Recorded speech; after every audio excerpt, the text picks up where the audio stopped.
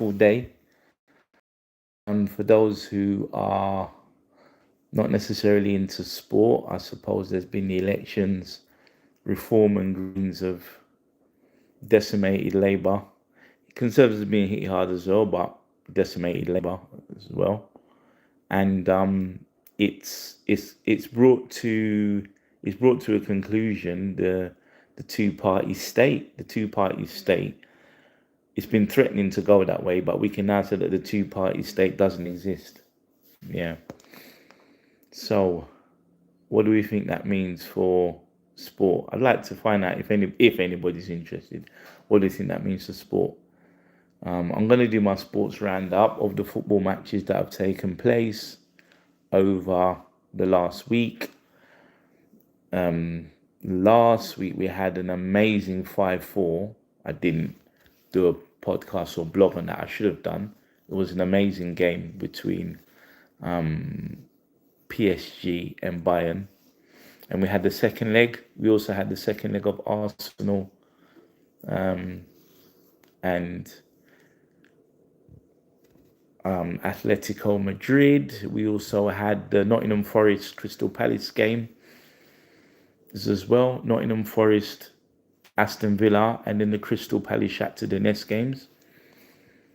And for the first time ever, we've got three English clubs in the final. So we've got Aston Villa in the final of the Europa League. We've got Arsenal in the final of the Champions League, and we've got Crystal Palace in the conference final. So we'll see what happens when they've got those fixtures are going to be played. And yeah, just a little side note, what do people think about what's going to happen during the election? What do people think? Do people think that the election is going to have an impact on football or sport or anything like that? Be interesting. We'll see if I actually get anyone. I know a lot of people have been logging in to see what I've got to say initially, and I've had a little bit of interest. Let's hope if people do post and say stuff, let's hope that if people are interested to talk about the elections, if they don't necessarily want to talk about football, I'm happy to talk about that as well. Only within a certain context, though. I don't necessarily want this to be a political channel that's going to be slanderous or anything. But I'm happy to talk about politics within the context of what we're talking about. Okay? So unless I comment, anybody want to ask me anything, I'm going to go to the first result. We had the Atletico Madrid and the Arsenal game, and Arsenal playing at home was really had pretty much most of it in their sights. Was managed to play well. They managed to control the game as well. Arsenal in Europe have been totally different from Arsenal in the Premiership, and it just shows the pressure and intensity of the Premiership and the fixtures and the different games that you've got as well. It also shows that there's a different pressure. There's a level of intensity in the Premiership that you don't have in the Championship, in the Champions League. Apologies, you don't really have that kind of pressure. So Arsenal done really well. They managed to control the game. They got the result that they wanted, and they beat they managed to beat Atletico Madrid, and it was 1-0. Bukayo Saka really did have an impact. He definitely has an impact. When he plays for Arsenal, Arsenal were different. They look like they've got a cutting edge, and it's giving the width and getting the crosses in, and Saka manages to give that a lot of the other Arsenal players don't necessarily have a chance. Whoever they play up front, whether it's Eze, whether it's Gyökeres, having that width that Bukayo Saka provides is really an important factor. Teams don't really press in midfield the way that they do in the Premiership. So Arsenal tend to have space to play. I think a lot of European teams have space to play. which is one of the reasons why I think Arsenal are allowed to keep possession and work openings that they don't necessarily have that in the Premiership. Teams tend to press and attack aggressive and try to close down and squeeze the space, and they play with energy and high tempo, and that's going to be a key factor within within the Premiership as opposed to the Champions League. So Arsenal won that game 1-0. Atletico Madrid against Atletico Madrid, Bukayo Saka scoring in 44 minutes. On the next game, so the following day we had Bayern, and we had PSG, and Dembele scored in 3 minutes. And when he scored in 3 minutes, people think, hang on a minute, are we going to get another 5-4? Is it going to be another classic like the previous, like what happened previously? And it didn't. It wasn't a classic, but then you can't say it was a poor game. I think that the previous game, the 5-4 result, it was so difficult to live up to that as an expectation, that there was a lot of challenges in order to keep that tempo and everything, and it was very difficult, and there was a lot of expectation.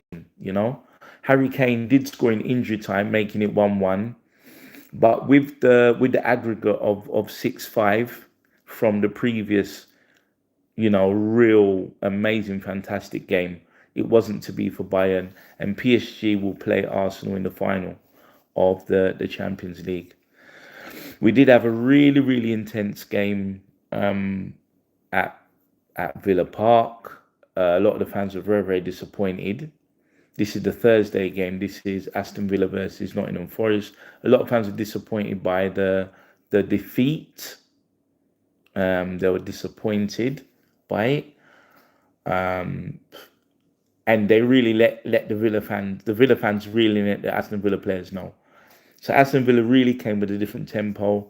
There was a head injury with Ollie Watkins, but Ollie Watkins stayed on, and they managed to get the goals. Ollie Watkins scoring first for Aston Villa, and Villa did it again. It was more or less like a Premiership type. That was a really high tempo game. It was a high tempo game. Aston Villa were all over them. They really pressed them hard. McGinn played also as well.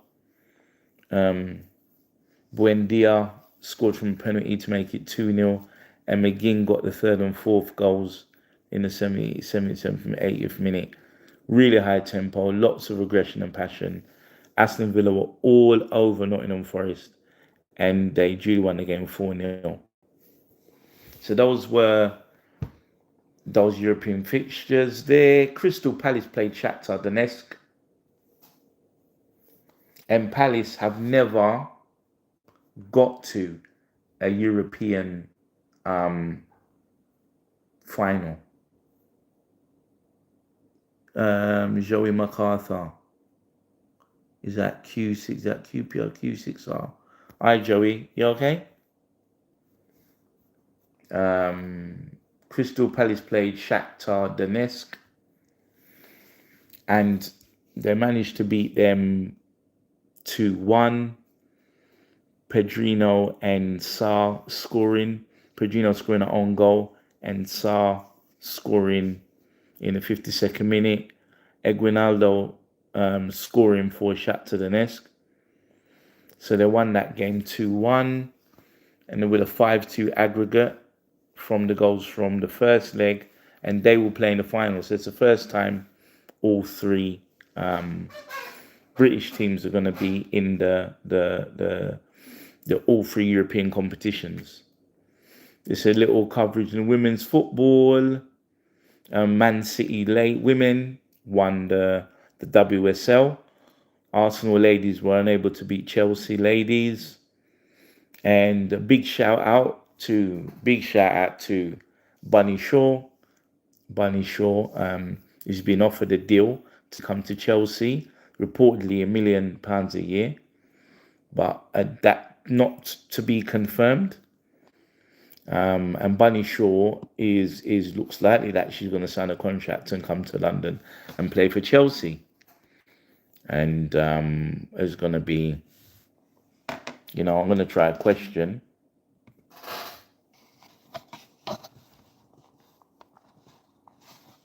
So I'm going to put a question up.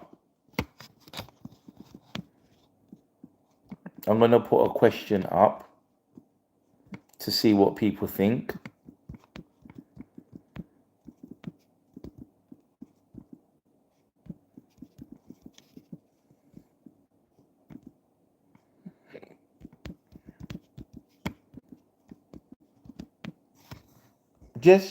I'm just asking, just more out of curiosity for myself, really, just to kind of see what people think.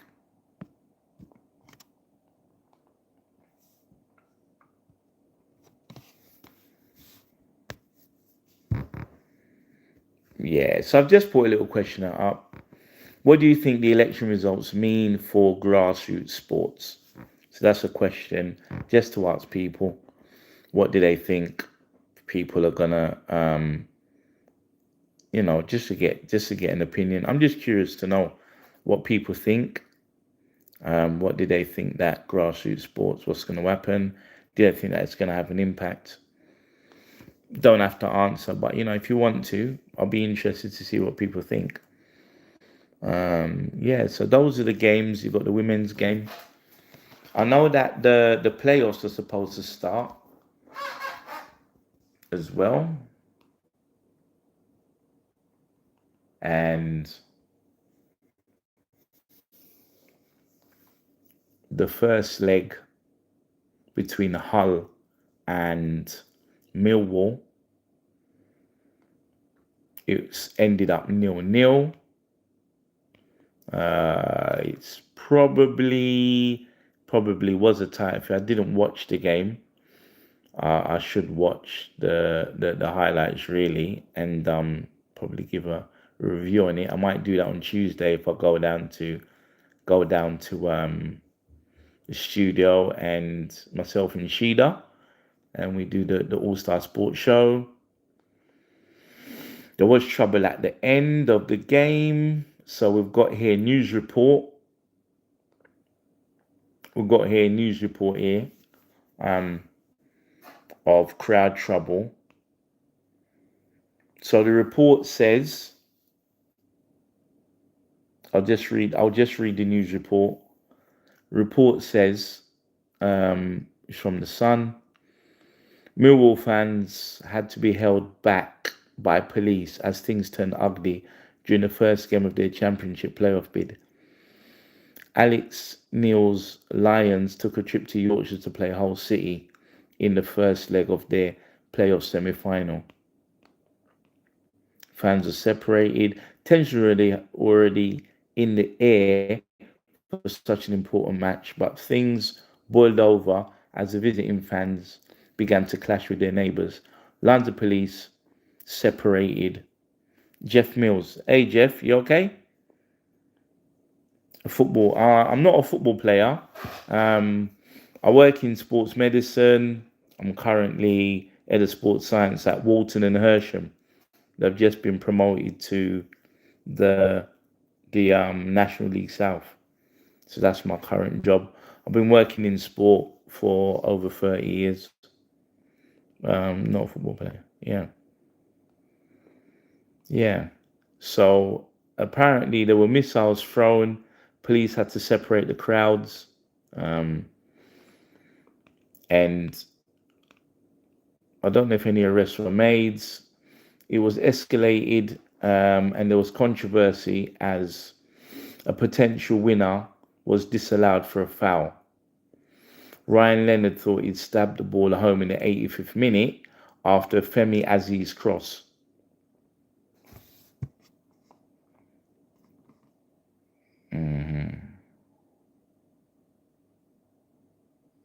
Look like who? Niger? Um, okay, okay, yeah. No, no, I don't play professional. I don't play football. So sorry, I don't play football. Okay. So the replay showed Tristan Crammer dragging down Charlie Hughes right before he attempted to clear it, though Hughes had a fair chunk of Crammer's shirt as well. So apparently it was disallowed by the referee. The game finished 0-0 with all to play for, and hopefully an exciting second leg in the week. And Southampton will play Middlesbrough tomorrow for the other game. So that's the EFL playoffs. The playoffs are always exciting. A lot of the times the playoffs are just as, if not more exciting than the end of the Premier League. So we'll see who is been who's involved for that, you know. So that's the EFL playoff. Congratulations to Bromley FC. Bromley FC will be playing in League One next season. Fantastic result for them. There's a lot more sport happening. I know that the Women's World Cup is soon. I will be going to Lords to watch West Indies women play England women in June. Is that FES Fachputri? Hi, sorry I can't pronounce your name properly. Really apologize. Please forgive me if you're getting your name wrong or not answering it properly.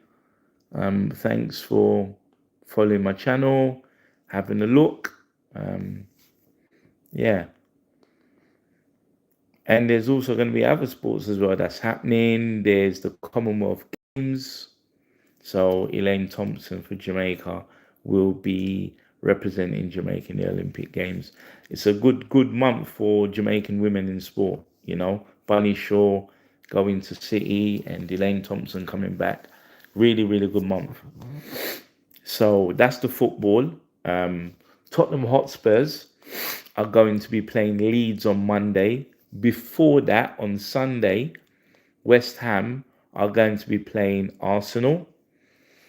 West Ham really need a result. They need a win, but above all, they need to not get beat. If they get beat, then it's really going to be difficult for them to get away. The game means that Tottenham are going to know the result before they play Leeds on the Monday night. And they're going to have everything in their sights. They're going to have an idea of what to do. They're going to see the game beforehand. Manchester City are also going to be playing as well. But Arsenal with the 3-3 result with Everton, that's put Arsenal right back in the driving seat. And now all Arsenal now all they've got to do is win their games, really. And now Arsenal definitely are favourites. However, until until you play the game, just like with the Everton game, initially thinking that the Everton game was going to be a walkover for City. How wrong we were. They were 3-1 down at one point. So we can't take for granted anything can happen in the Premiership.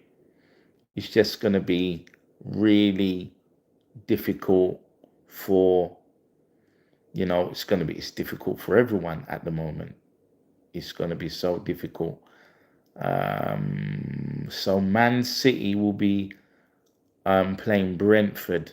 They'll be hosting Brentford at 5:30 on Saturday. And then Sunday, Arsenal are traveling to West Ham. And then on the Monday, Leeds will be travelling to Spurs. So Monday evening, it will be a totally different Monday evening. It will be a totally different landscape. We'll have a much clearer picture. There'll be less games to play. Depending on the results, we don't know what's going to happen, but we will have a clearer picture. It might still be tight. We don't know if Spurs are going to win. We don't know if Arsenal's going to win. We can't say, because everybody would have assumed that City would have beaten Everton. So again, the Premiership is so competitive. We can't take anything for granted, and we can't assume. So again, that's gonna be that's gonna be what's happening there. And also as well, on the Monday, Millwall and Hull will play the second of the playoff games. Okay. So that's the football. Question: what do you think the election results mean for grassroots sports? Do you think it's going to mean anything? Do you think it's going to change anything? Do you think it's going to have an impact? Do we think that any of the parties, now that they've got control of the council and they've got control of the council budget and they've got powers, what are they going to do? What are they planning to do? What do we think that green space is going to be something that they're going to look at in terms of making sure that there's green space for grassroots football clubs, young people to play sports in the inner city? People talk about a lack of green space. I know that Hackney Borough, Hackney Council has now gone to the Greens. The Greens have overall control, and they also have a borough mayor as well. Haringey, where Tottenham is in Haringey. Most of Tottenham, Greens have taken significant wins in Tottenham and won a lot of seats on the council. They've now got, they haven't got overall control, but they're the largest party in Haringey. So then what is that going to mean for Tottenham, for regeneration? If then they're pushing for Tottenham to be, if the Greens are looking to put an MP to challenge David Lammy, what does that mean for Tottenham Hotspurs in terms of regeneration and grassroots? It might not mean anything. Maybe the Greens might have some, again, they may have their own opinions on Tottenham Hotspurs as a large professional club, a large conglomerate entity. What are they doing locally in the local community? They may have ideas on that. They may have ideas about Tottenham Hotspurs doing more community-related projects. They may want to scrutinise some of the grassroots and community-based football projects that Tottenham Hotspurs are already running. Maybe they might not feel that they're doing enough. Maybe they might feel that Tottenham Hotspurs need to organise more tours for school children to come and visit the ground. Maybe they may feel that Tottenham Hotspurs need to do more to encourage local families to take part in football, or do more grassroots community-based projects in the local area. In my time, I'm a Tottenham resident. I was raised in Tottenham. I went to school in Tottenham, and I do believe that Tottenham Hotspurs, as a football club, in terms of their community projects and their kicks programs and their grassroots projects, I do genuinely believe that Tottenham Hotspurs can do a lot more than what they're actually doing. They're doing a lot, but for their resources that they've got, they can do a lot more, and they can engage more with local community-based sports groups who not only play football but are involved in other sports and work a lot with young people. And unemployment and crime in the Northumberland Park ward is 12 times the national average. So knife-related crime is 11 times the London average in that area, and also the Northumberland Park ward. Burglaries and break-ins are 12 times the London average. Also, as well, and when I heard this, I thought this was really, really important. Now, who's that, please? Samir Lanpop. Hi, Samir. Hello. Please, I'm not sure what you mean. Happy for you to clarify, expand on your comment, and feel free to say what you have to say. And I'll take no offense if you feel it's negative or not. I'll take no offense.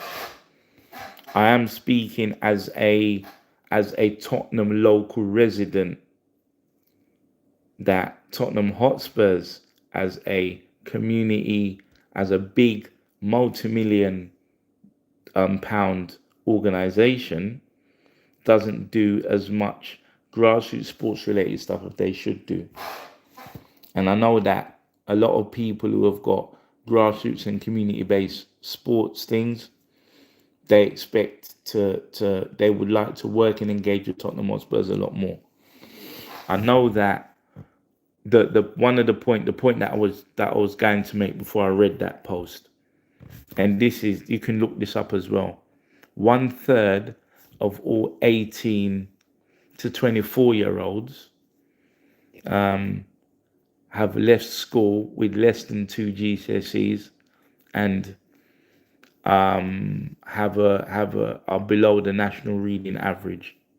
So the lack of qualifications and lack of training for individuals who are in the Northumberland Park ward, which is the ward that Tottenham Hotspurs is in, and the lack of education opportunities for people is quite telling. And there is quite a high crime rate in that particular area, and there's a lot of gang-related and drug-related violence and crime. And football is something that really attracts and engages a lot of the young people in the area.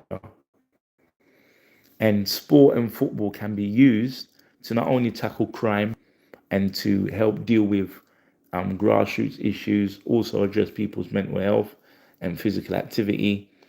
And there can be a lot that Tottenham Hotspurs are running projects.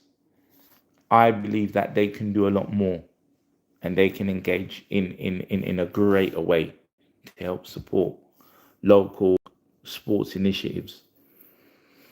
Whether or not the Greens, now that they've got more significant control, they're not overall in control, but they've got the large amount of candidates, whether they're going to have an impact on the green spaces that are there, an impact on what kind of community sports-based projects can be run to help alleviate some of the crime and some of the health-related issues, we don't know. But I'd like to, congratulate them on winning, and hopefully let's see if they can make a change or make a difference. Outside of London, Reform has taken Juicehead 1, 2, 3. Hey, Juice, hands up. You want to ask a question? Would you like to ask a question? If you want to ask a question, please go ahead and type away. If you want to ask a question, happy for you to do that. Juicehead 1, 2, 3. What's your name? My name is Ricardo Johnson, and I'm from Tottenham. I cover most of the Tottenham games on my podcast, my YouTube channel, but I'm not just focused on Tottenham Hotspurs. I've got a genuine interest in football in general. So I'm really, hi Juice, nice to meet you. Thank you. I've got an interest in football. I've also got a background in sports science. I currently am part of the sports medical team at Walton and Hersham Football Club, and they've just got promoted into National League South, and I'll be working with them going into the new season. So that's my background. I've been involved in football, in sports therapy, sports medicine, sports science for nearly 30 years. So I've got a background interest in football. Yeah, that's what I do. I started my YouTube channel during COVID, during the lockdown, when there was no football. And I was also teaching and training sports massage and sports therapy students at UCL and also at University of East London. And they were doing their placements with me. And when there was no sport, I started the channel really for them, to engage with them. And now have you been Imperial? I was thinking Imperial College London. Did you mean Imperial College London? You said. Is that the university? Yeah, Imperial College London. I know the universities. I know people that went there, but I haven't been there myself. I haven't, but I know people who have gone there. I know it's a big Imperial's got a big engineering department. Yeah. So that's how I started my channel, and I didn't use it for quite a while because I wasn't so up on the tech and everything. Yeah. Oh, you do mechanical engineering? Okay, great. Yeah, it's great. You know. Yeah, mechanical engineering. Yeah. So I wasn't using the channel because I wasn't up on the tech, but my friends got Imperial so hard though. I barely passed the first year. Okay. All right. Give up, man. Don't give up, my man. Keep going and don't give up. University is not easy. It's difficult, challenging, and you need to concentrate and really knuckle down to pass. So yeah, man, stick to it, man. Don't give up, man. The last thing you do is give up. Everybody makes mistakes. Everybody gets things wrong. That's life. It's not about how many times you get it wrong. It's about when you recognize you've got it wrong and you adjust yourself and you make the right decision. So don't let that get you down. Just keep going, my friend. Keep going, my man. Yeah. So after the lockdown, I started setting up outside my friend's shop. He's got a Caribbean jerk chicken shop in Tottenham. He said, what are you doing with your channel? Well, not doing much. So I set it up down there. So every time Spurs play, I run my channel and cover the games, talk to the fans. And I've been slowly trying to just grow my channel, grow my content. Yeah. So nobody's responded to any of my questions about grassroots sports. Don't know what people think. Yeah. So I'm not gonna stay too long. Yeah, guys, stay tuned in. I will be streaming live from the shop in Tottenham when Spurs play Leeds on Monday. So I'll be down at London Jam Cuisine in Tottenham, the best Caribbean food around. Whenever Tottenham Hotspurs are playing, the shop's open and I'll be there. I'll be talking to the fans. I'll be doing a live stream as well, and I'll be following the game from the shop, and I'll be giving my views, and I'll be talking to the fans. That's on Monday. Okay. I'm also going to give an update on the Arsenal game and also update on the City game over the weekend as well. So please look out for me on Monday, and hope you're well, and I'll see you guys over the weekend. Okay, bye for now.